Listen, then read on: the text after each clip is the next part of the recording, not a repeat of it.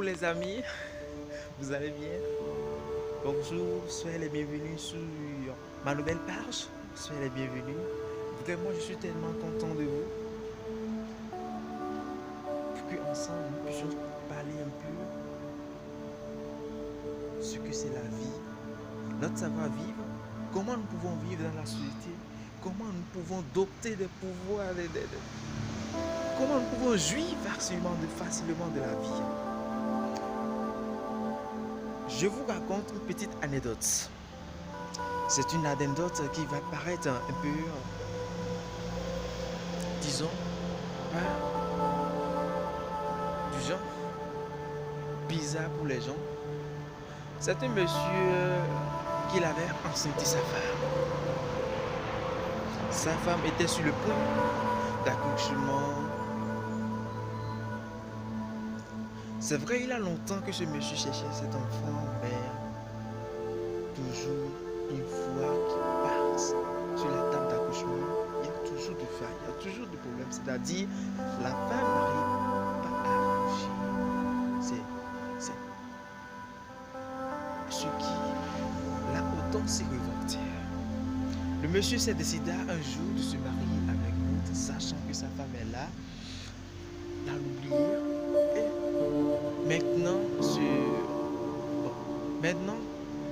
vivre le reste de sa vie avec une autre. C'est vrai, il s'est engagé dans cette relation, une relation pas mal. Il s'est marié, c'est-à-dire il a 2 femmes maintenant. Il s'est marié. Tout allait bien, pas mal. La femme a accouché l'enfant, il s'est marié. La seconde femme est tombée enceinte. Maintenant, elle a accouché l'enfant. Une fois qu'elle a pu accoucher cet enfant, c'est vrai, la première, elle a un enfant d'enfant. Vous savez, Dieu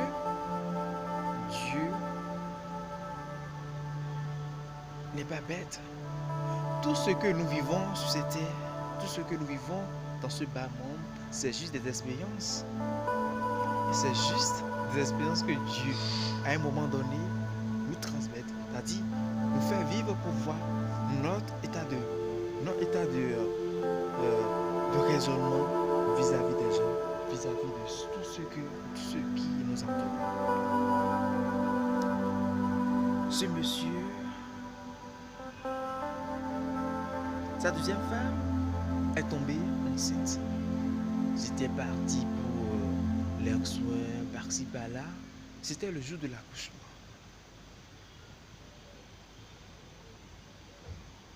C'est vrai, il était sur le point d'avoir un enfant, n'est-ce pas? Il était sur le point d'avoir un enfant, n'est-ce pas? Un enfant qui va porter son nom. Ne sachant pas que cette femme qui avait sur son toit était une femme qui commettait aussi l'adultère. Ils ont fait naître l'enfant, mais l'enfant ne ressemblait pas à ça, maman, ni à son papa, ressemblait à quelqu'un d'autre. Le monsieur a dit jamais qu'il faudrait qu'on puisse faire un test qui prouve réellement que cet enfant est le mien. Ils ont fait le test. Et à sa grande surprise, le constat qu'il a eu à faire, c'est quoi? C'est que cet enfant que sa deuxième femme portait, n'était pas le mien. C'était la grossesse d'autrui. Première femme innocente. Elle posa sa problème à son Dieu. Il lui disait de lui aider. C'est parce qu'il n'a pas d'enfant que son mari a pu chercher une femme, alors que autrement dit, il pouvait chercher des solutions facilement à mettre un enfant sans tapage. Il disait à son Dieu de l'aider. Dieu vient au secours. Il pria de jour, nuit, il demande de Dieu de l'aider pour qu'elle puisse avoir un enfant. La femme est une chrétienne pratiquante. Elle était allée un jour à l'église s'agenouiller devant le totem du Vierge Marie et lui disait: Oh Vierge Marie, à cause de cette manque d'enfants que je n'avais pas eu, mon mari m'a laissé pour une autre femme. Donne-moi de l'enfant, je vais avoir de l'enfant. Donne-moi d'enfant, je vais avoir de l'enfant. Elle a prié de jour, nuit, elle priait de jour, nuit. Elle avait tellement foi à son Dieu, tellement que Dieu a fini par répondre à son besoin. Quel miracle! Je vais vous dire comment elle a pu avoir cette grossesse. C'était lors d'une période, elle était dans une période, c'était lors de ses menstrues que le monsieur décida de lui faire l'amour. Un seul amour à un seul coup. Quelques mois plus tard, elle commença par avoir des douleurs. Des douleurs, de vomissements. Elle ne se sentait pas bien. L'homme ne savait pas que c'était c'était que sa femme était enceinte. L'homme ne savait pas que pour lui, sa femme ne peut plus avoir d'enfant dans sa vie parce que les ménopauses ne peut plus avoir d'enfant dans sa vie. L'homme ne savait pas.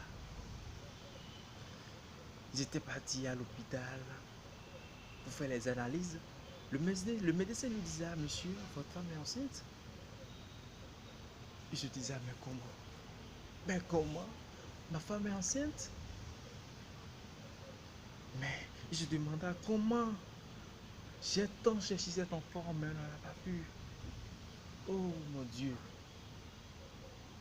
C'est de là qu'il a fait recours à sa première femme. Vous qui êtes en train de vivre dans cette genre d'expérience, vous qui êtes en train de vivre une expérience de foyer, voilà, votre mari, mais votre femme n'a pas pu avoir d'enfant, ou bien le sperme de votre mari n'atteint pas le seuil qui peut produire d'enfants. Confiez tous vos problèmes à Dieu. Dieu est la solution. Je ne suis pas ici pour vous faire de l'évangile, je l'ai déjà dit. Dieu est à la solution de tous vos problèmes. Confiez-lui les problèmes et dites-le Dieu, que ta volonté soit faite. Et priez abondamment. Donnez la foi à Dieu, priez abondamment. Si vous adorez le bouddhisme, si vous êtes chrétien, vous êtes vaudouisme, adorez votre Dieu. Dieu est amour, Dieu est partout. C'est pas le fait que j'y aille 24 heures sur 24 à l'église, c'est pas ça qui fera de moi un enfant unique de Dieu, non. C'est les actes que je pose, c'est mes comportements, mes attitudes, c'est ça qui m'amènera à démontrer un enfant.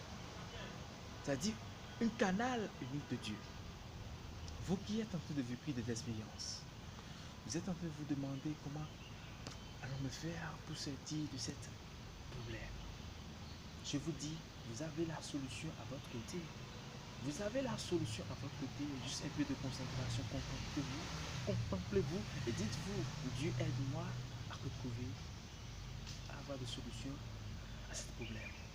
Dieu est là pour vous répondre.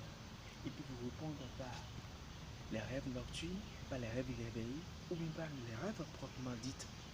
Nos rêves ne sont pas là pas de hasard. Les rêves sont là pour nous instruire le passé, le futur, ce qui va nous arriver dans quelques temps plus tard. Ils sont là. Tout ce que nous vivons, tout ce que nous voyons comme expérience, tout ce que nous voyons, les voisins, les amis, sont en train de vivre comme des expériences dans nos aventures.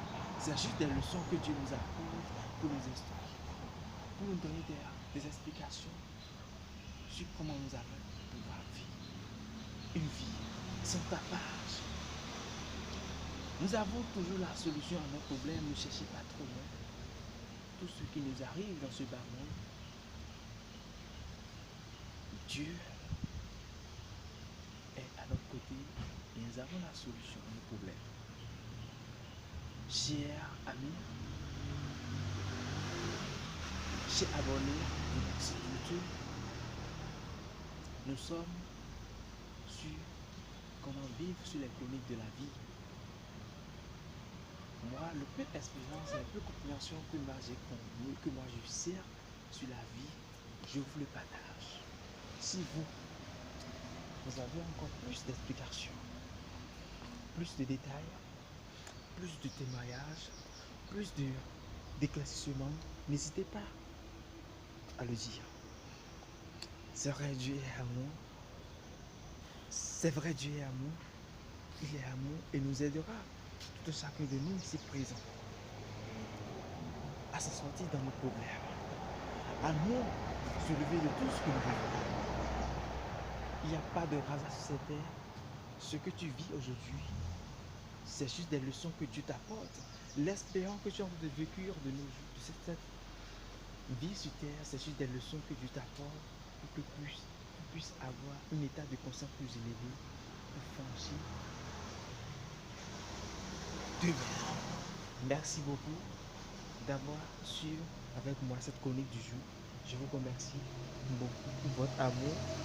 Merci beaucoup et à bientôt. À plus.